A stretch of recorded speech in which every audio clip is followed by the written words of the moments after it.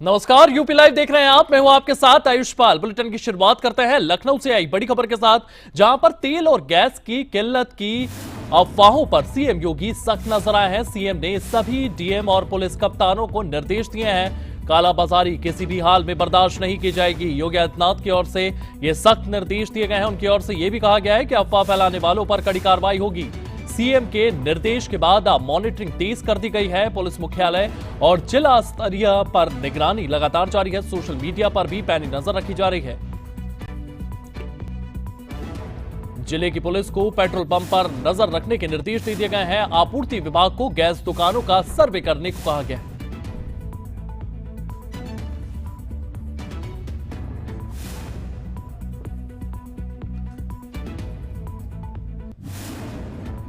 वहीं नोबेल पुरस्कार विजेता कॉन्स्टेंटिन नोवोसेल्वोव पहुंचे हैं लखनऊ। आपको बता दें, यहां पर उनकी ओर से मुख्यमंत्री से मिलते हुए नजर आए हैं। सीएम आवास पर सीएम से मिले हैं। इसी के साथ लोहम कंपनी के सीईओ रजत वर्मा भी उनके साथ मौजूद रहे हैं। लोहम के चीफ ऑफ स्टाफ आयुष सबात ने भी मुलाकात की।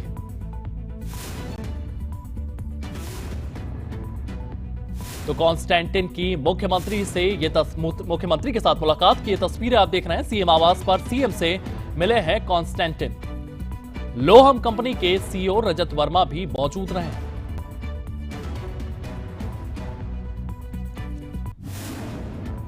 वहीं लखनऊ से एक और बड़ी खबर सामने आई है, जहां पर स्टार्टअप हब बनता उत्तर प्रदेश। प्रदेश में स्टार्टअप की संख्या 20,000 के पार हो गई है। नवाचार को संस्थागत समर्थन मिल रहा है। सरकार ने 146 करोड़ रुपए के इंसेंटिव मंजूर किए हैं। इसी के साथ अब तक 58 करोड़ रुपए के स्टार्टअप्स को वितरित सरकारी नीतियों से उद्यमिता को रफ्तार मिल रही है।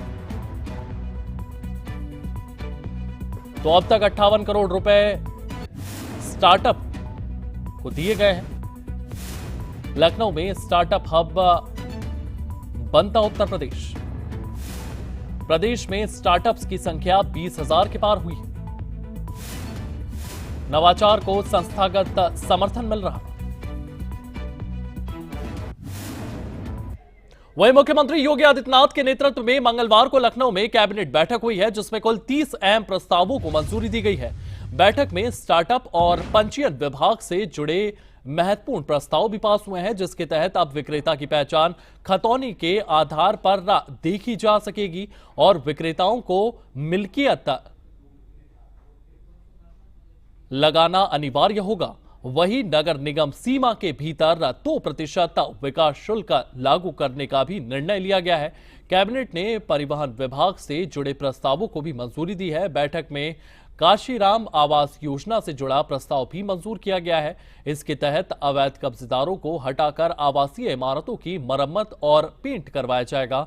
इन आवासों को अनुसूचित जाति और अनुसूचित जनजाति के पात्र परिवारों को आवंटित किया जाएगा। इसके अलावा सरकारी कर्मचारियों को हर साल अपनी संपत्ति घोषित करना अनिवार्य होगा और यदि कोई कर्मचारी 6 महीने के मूल वेतन से अधिक का निवेश करता है तो उसकी जांच की जाएगी।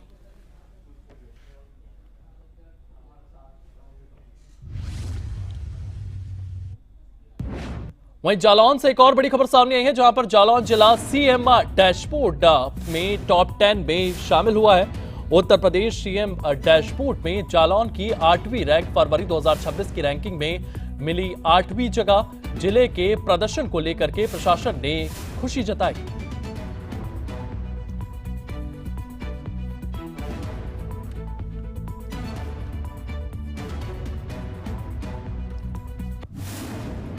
वहीं उत्तर प्रदेश के कैबिनेट मंत्री अनिल राजभर का बयान सामने आया है। पश्चिम एशिया संकट पर अनिल राजभर का बयान आया है। पीएम मोदी हालातों पर नजर बनाए हुए हैं। इस बात का जिक्र अपने इस बयान में उनकी ओर से किया गया है। इस युद्ध का असर पूरी दुनिया पर पड़ा है। देश में किसी भी प्रकार का कोई संकट नहीं है। इसी के साथ उनकी ओर से इस युद्ध को लेकर के और देश में जिस तरीके की स्थितियां हैं उसको लेकर के क्या कुछ कहा है, सुनते हैं। माननीय प्रधानमंत्री श्री मोदी जी के तरफ से स्पष्ट ये कहा गया है कि देश को चिंता करने की जरूरत नहीं है, परिस्थितियों पर हमारी पूरी नजर है। सरकार का जो दायित्व है, जो काम है, सरकार वो कर रही है।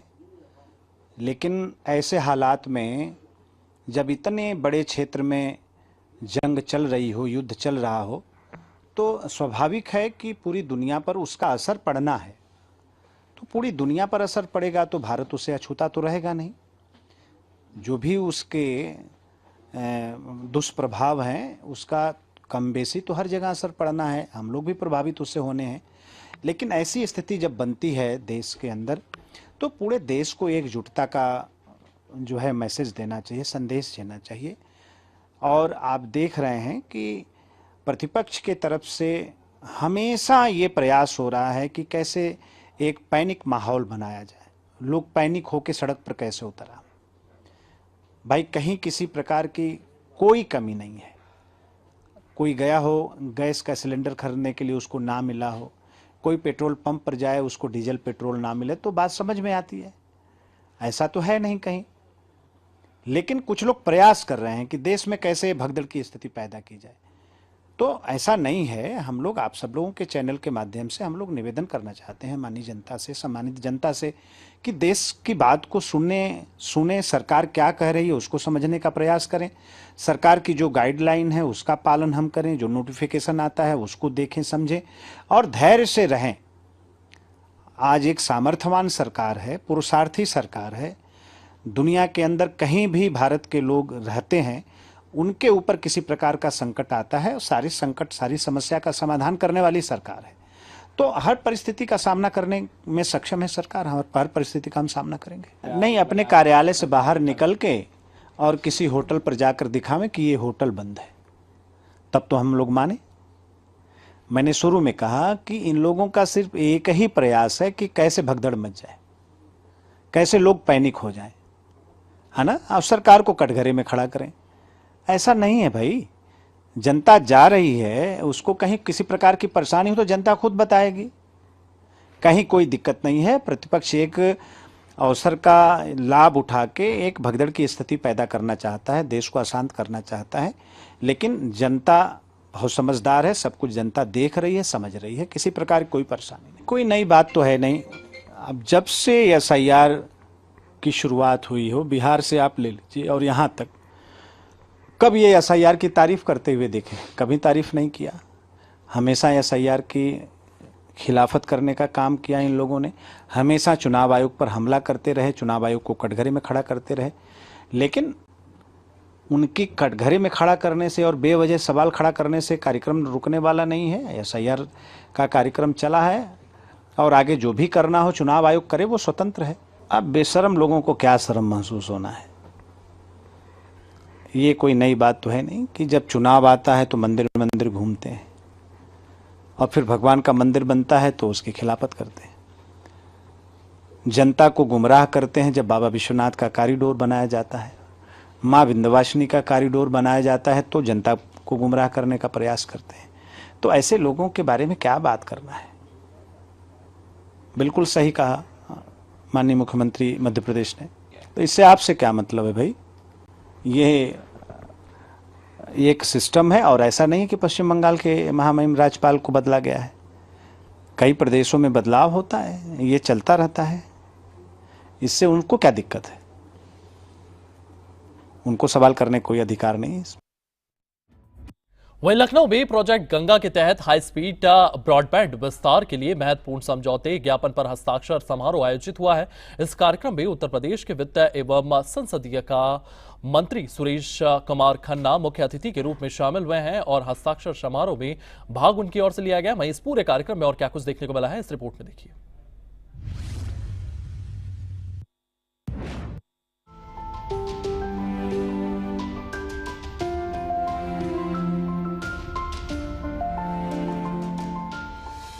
लखनऊ में प्रोजेक्ट गंगा के तहत ग्रामीण उत्तर प्रदेश में हाई स्पीड ब्रॉडबैंड कनेक्टिविटी बढ़ाने के लिए एमओयू साइनिंग सेरेमनी हुई। वित्त मंत्री सुरेश कुमार ने मुख्य अतिथि के रूप में कार्यक्रम में भाग लिया और हस्ताक्षर समारोह को संबोधित किया। समझौता स्टेट ट्रांसफॉर्मेशन कमीशन और हिंदुजा ग्रुप की company one OTT entertainment limited के बीच हुआ। क्योंकि उत्तर प्रदेश हर तरह से आज अपनी अग्रणी भूमिका निभा रहा है। खासतौर से डेवलपमेंट के क्षेत्र में। हम सब अच्छे जानते हैं कि आज हिंदुस्तान अंडर डेवलप्ड क्यों रह गया। न हमारे अंदर जज्बे की कमी है, न आईक्यू की कमी है, और न हम किसी से परिश्रम कम कर सकते, लेकिन टेक्नोलॉजी के क्षेत्र में हम पिछड़ गए। इसी वजह से आज हम अंडर डेवलप्ड कंट्री कहलाते हैं। लेकिन पिछले 10-11 साल में जिस प्रकार से देश का, और पिछले 8-9 साल में उत्तर प्रदेश का जिस प्रकार से ट्रांसफॉर्मेशन हुआ, उससे पब्लिक परसेप्शन बदला है, और एक बहुत बड़ा अचीवमेंट है ये हमारे लिए। ये खास तौर से आज जो MOU साइन हो रहा है, हम सब जानते हैं कि ये हिंदुजा ग्रुप, जो अपने आप में एक लीडिंग बिजनेस हाउस है हिंदुस्तान में, इन्होंने अभी 14 महीने के अंदर उत्तर प्रदेश में एक बस बनाने का कारखाना, बड़ी व्हीकल बनाने का कारखाना यहाँ पर लगाया, जिसमें हर प्रकार की व्हीकल्स बनेगी। ये अपने आप में एक बहुत बड़ा अचीवमेंट है उत्तर प्रदेश के लिए, कितना बड़ा कारखाना मात्र 14 महीने में इन्होंने यहाँ पर इंस्टॉल किया। तो इनकी कार्य क्षमता और इनकी लगन इससे जाहिर होती है, और विशेष रूप से चड्ढा साहब ने उसमें बहुत बड़ा रोल अदा किया है।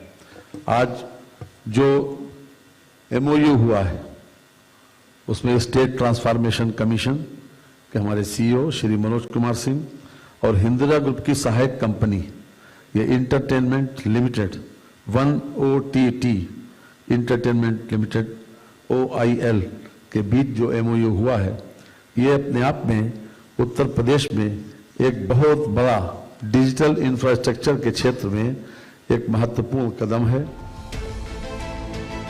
प्रोजेक्ट गंगा यूपी के ग्रामीण विकास और डिजिटल इंडिया को मजबूत करने का बड़ा कदम है। वित्त मंत्री ने कहा कि यह समझौता विकास और प्रगति को नई गति देगा, युवाओं को रोजगार और महिलाओं को सशक्तिकरण मिलेगा। कार्यक्रम में सुरक्षा और व्यवस्था पुख्ता रही, बड़ी संख्या में अधिकारी और प्रतिनिधि शामिल हुए। आज उत्तर प्रदेश की सबसे बड़ी आवश्यकता यह है कि हम ज्यादा से ज्यादा लोगों को एम्प्लॉयमेंट दें, और अगर तकनीक के साथ एम्प्लॉयमेंट दिया जाए तो मैं समझता हूं कि वो सबसे ज्यादा सार्थक होगा, क्योंकि डिजिटल युग है। हर क्षेत्र में डिजिटाइजेशन को बढ़ावा दिया जा रहा है। हमारी केंद्र सरकार इसमें विशेष रूप से रुचि ले रही है, और अभी तक के कदम हमने देखे हैं केंद्र सरकार के कि एक क्लिक पर 10-10, 11-11 करोड़ लोगों को एक क्लिक पर, चाहे वो किसान सम्मान निधि हो या दूसरा डायरेक्ट बेनिफिट हो, ट्रांसफर हो, उसको एक क्लिक पे मिल जाता है पैसा। ये सब कुछ डिजिटाइजेशन से ही संभव हुआ है। आज उसका विस्तार, उसका फैलाव नीचे गांव तक हो, न्याय पंचायत तक हो, और खास तौर से जिस प्रकार की योजना भी आपने बताई है श्री मनोज कुमार सिंह ने, श्री चड्ढा साहब ने, और उनके फर्नांडीज और सत्यजीत जी ने, वो अपने आप में बहुत ज़्यादा एंथुसियास्टिक। ये कितना बड़ा एक परिवर्तन होने वाला है इससे। ये गंगा प्रोजेक्ट, इसका फुल फॉर्म है government assisted network for growth and advancement, अर्थात डिजिटल समावेशन, रोजगार सृजन और तकनीकी सशक्तिकरण। ये बहुत बड़ा चेंज इसमें लक्षित है, और 20 लाख घरों को, 2 मिलियन हाउसेस, इसका लक्ष्य है। लगभग 1 करोड़ लोगों तक इसको पहुंचाने का लक्ष्य है। अगर हम अपनी कनेक्टिविटी और खास तौर से इंटरनेट सेवाएं, जिस ब्रॉडबैंड के माध्यम से हम उसका विस्तार देंगे, तो जिससे बहुत बड़ी संभावनाएं हमारी डेवलप होंगी, और इसमें 8 से 10 हजार युवकों को खास तौर से डिजिटल सर्विस प्रोवाइडर के रूप में विकसित करना है, और हर तरह से हमारी उसमें महिला शक्ति को भी, खास तौर से महिलाओं को भी इसमें अपॉर्चुनिटी मिलने वाली है। तो कुल मिलाकर ये डिजिटाइजेशन के इंफ्रास्ट्रक्चर को बढ़ावा देने वाला एक ऐसा कदम है जिससे पूरा सिनेरियो प्रभावित होगा। यूपी सरकार डिजिटल क्रांति पर फोकस कर रही है। ग्रामीण इलाकों में इंटरनेट से शिक्षा, स्वास्थ्य और व्यापार को बढ़ावा मिलेगा। ये MOU राज्य की अर्थव्यवस्था को और मजबूत बनाएगा। लखनऊ में प्रोजेक्ट गंगा MOU हस्ताक्षर समारोह विकास और डिजिटल क्रांति का महासंगम बन चुका है। वित्त मंत्री सुरेश कुमार खन्ना की मौजूदगी से कार्यक्रम भव्य रहा। ग्रामीण यूपी में इंटरनेट और रोजगार की नई लहर आएगी। ब्यूरो रिपोर्ट, सूर्य समाचार।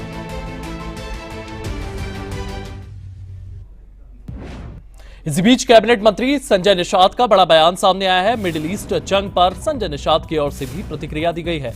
यह अंतर्राष्ट्रीय मुद्दा है, जल्द सुलझा लिया जाएगा। हर परिस्थिति में नागरिक को देना चाहिए सरकार का साथ। तो संजय निषाद कैबिनेट मंत्री उत्तर प्रदेश की ओर से क्या कुछ कहा गया, ये भी सुनिए।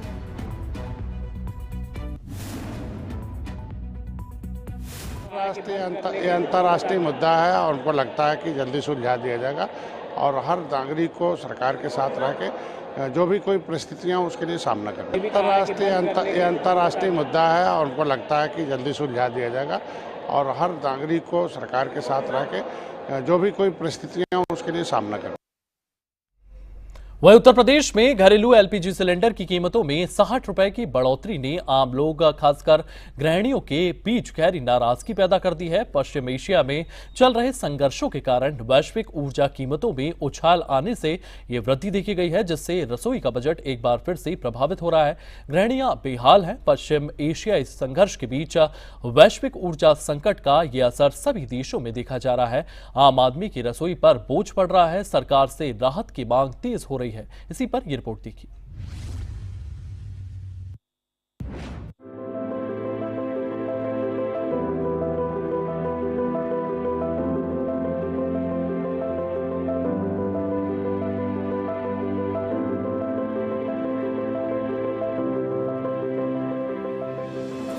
उत्तर प्रदेश में घरेलू एलपीजी सिलेंडर की कीमत 60 रुपए बढ़ाए जाने की खबर ने आम ग्राहकों और खासकर गृहिणियों के बीच गहरी नाराजगी पैदा कर दी है, क्योंकि ये बढ़ोतरी पश्चिम एशिया में चल रहे संघर्ष के बीच वैश्विक ऊर्जा कीमतों में उछाल के कारण हुई है, जिससे रसोई का बजट एक बार फिर प्रभावित हो रहा है।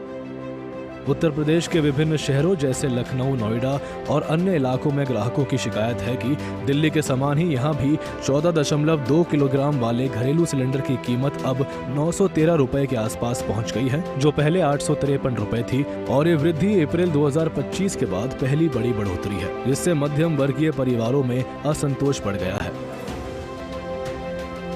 बहुत बड़ी दिक्कत हो रही। पहले से ही महंगाई थी, अब सरकार ने और गैस महंगी कर दी। हमारे बजट में तो बहुत ही बड़ा वो हो गया। पहले तो क्या कहते बच्चों की पढ़ाई सब चीज़ था, अब तो और भी क्या कहते बजट में हमारे वो हो गया, महंगाई हो गई है और बहुत ज़्यादा ही। अब क्या बता, हमारे पति लोगों की इतनी तो कमाई है नहीं और फिर ऊपर से क्या कहते हैं अब गैस महंगी कर दी उठा के। अब चाहते हमारा बजट तो हिल ही जाएगा ना। अब ये सरकार को सोचना चाहिए कि इतना क्या कहते हैं हम लोग के ऊपर पावर डाल रहे हैं, इतना हम लोग थोड़ा ना झेल पाएंगे। किचन के बजट में तो बहुत ज़्यादा प्रॉब्लम होगी, क्योंकि हमारा जो सैलरी होता है, हस्बैंड का सैलरी जो है वो तो सेम ही रहता है, लेकिन बजट आए दिन हम लोगों का बढ़ता ही रहता है। कहीं किचन पे लोड है, बच्चों की फीस है हमारे घर की, हमारे घर में पेरेंट्स भी हैं, मम्मी पापा हैं, उनकी भी दवाइयाँ या फिर अदर खर्चे रहते हैं। घरेलू सामान के खर्चे जैसे दालें हैं, दालों के प्राइस तो इतने हाई हो रहे हैं कि अब बजट से मतलब मुश्किल हो रहा है हम लोगों के लिए। अब ऊपर से ये सिलेंडर के दाम भी देखिए बढ़ गए हैं, लमसम 50-60 रुपए गवर्नमेंट ने बढ़ा दिए हैं। तो इस पर सोचना चाहिए गवर्नमेंट को, मतलब आम जनता जो है वो परेशान ना हो, क्योंकि फिर दिक्कतें तो हैं ही हैं, बहुत दिक्कत हो रही, क्योंकि सैलरी सेम ही चल रही है। अब एक आदमी कमाएगा अगर तो बताइए फिर प्रॉब्लम तो है ही, कैसे हम लोग मैनेज करेंगे। तो ये जो घर की जो महिलाएं होती हैं उनके लिए एक बहुत बड़ा बर्डन हो जाता है। फिर ये इस पे गवर्नमेंट को सोचना चाहिए, कम से कम घरेलू सामान में जो है उस पे तो उनके मूल्यों में वृद्धि ना की जाए, ताकि आम जनता परेशान ना हो। कई गृहिणियों ने सोशल मीडिया पर अपनी प्रतिक्रिया साझा करते हुए कहा कि पहले से ही महंगाई से जूझ रहे परिवारों के लिए ये अतिरिक्त बोझ असहनीय हो गया है और अब महीने में एक अतिरिक्त सिलेंडर की जरूरत पड़ने पर सैकड़ों रुपए ज्यादा खर्च करने पड़ेंगे, जिससे सब्जी, दाल, रोटी जैसी बुनियादी चीजों पर असर पड़ रहा है। रेट तो सर बढ़े हैं, लेकिन जो है अभी कोई दिक्कत वाली बात नहीं। लगभग कितना रुपया सिलेंडरों पर बढ़ गए, कमर्शियल और घर में यूज करने वाले? 14 kg पे बढ़े 59 रुपये 50 पैसे और कमर्शियल पे 168 रुपये 50 पैसे। जिस तरीके से देशों में वॉर हो रही है उसको लेके बताया जा रहा है कि गैस गैस की जो सर्कुलेशन है उसका संकट आ रहा है, ऐसा कुछ है? नहीं, ऐसा तो कोई आदेश नहीं है। कुछ ग्राहकों ने इसे सरकार की नीतियों पर सवाल उठाते हुए कहा कि सब्सिडी वाले उज्ज्वला योजना के लाभार्थियों को भी अप्रत्यक्ष रूप से प्रभाव पड़ रहा है, जबकि गैस सब्सिडी वाले उपभोक्ता सीधे तौर पर प्रभावित हो रहे हैं। और उन्होंने मांग की है कि सरकार इस पर तुरंत ध्यान दे। दूसरी ओर कुछ लोगों ने वैश्विक परिस्थितियों को जिम्मेदार ठहराते हुए कहा है कि पश्चिम एशिया संघर्ष के कारण क्रूड ऑयल और एलपीजी की आपूर्ति पर असर पड़ रहा है, जिससे कीमतें बढ़ना स्वाभाविक है। लेकिन आम आदमी की रसोई को बचाने के लिए वैकल्पिक उपाय जैसे सब्सिडी बढ़ाना या आयात विविधता पर जोर देने की जरूरत है। दिक्कतें तो बहुत ज़्यादा आ जाएंगी, क्योंकि बच्चों की फीस और पति की इतनी कमाई नहीं है और पति बीमार रहते हैं। तो इस तरह सरकार को ऐसा नहीं करना चाहिए कि जो है मतलब हर चीज़ में पैसे, राशन में, हर चीज़ में पैसे बढ़ाते चले जा रहे हैं, तो हम लोग का बजट बहुत ज़्यादा बिगड़ जाता है। हम लोग कैसे जिए भाई? इसलिए जो है थोड़ा सा तो हम लोगों के ऊपर रहम करना चाहिए सरकार को। क्या कहेंगे सरकार से आप? सरकार से यही चाहते हैं कि हर चीज़ कम से कम करें और हम लोग का बजट उसी में हो पाए कि जो है गरीबी में भी आदमी 2 रोटी तो खा ले और बच्चों को पढ़ा सके। उन्होंने कहा है कि लोगों के फोन आए 1-2 कि भैया क्या रेट बढ़ गए हैं, तो हमने कहा हाँ 59 रुपया 50 पैसा बढ़ गया है। लोगों ने आपको पहुंचाने के लिए कुछ कहा है? हाँ, तो उन्होंने कहा ले आइएगा, अभी तो लेना ही है। कैसे देख रहे हैं रेट बढ़ने को लेकर? रेट बढ़ रहा है तो कैसे देख रहे हैं? अब वो युद्ध के चक्कर में ही बढ़ रहा है, हो सकता है आगे और बढ़ सकता है। एलपीजी कीमतों में ये वृद्धि आम परिवारों की आर्थिक स्थिति को और कमजोर कर रही है, जिससे रसोई का बजट बिगड़ रहा है और गृहिणियों का रोजाना संघर्ष बढ़ गया है। अब देखना होगा कब तक हालात ठीक होते हैं और इन कीमतों में गिरावट आती है। ब्यूरो रिपोर्ट, सूर्य समाचार।